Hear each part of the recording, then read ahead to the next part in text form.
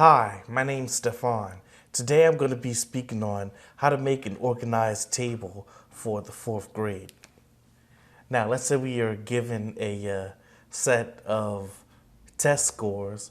We have a 71, 72, 74, 83, 84, 95, 96.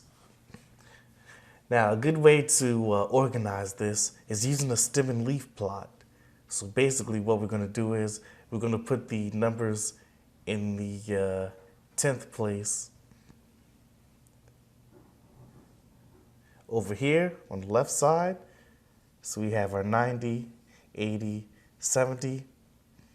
And then we're going to plot the different scores.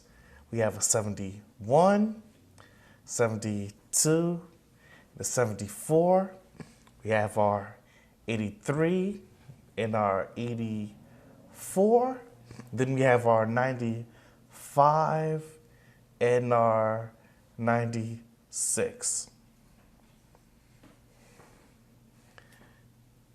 This is the stem and leaf plot, and it organizes the different data that you see here, and it lets us see where the majority of the scores are, and it's just more organized and neater.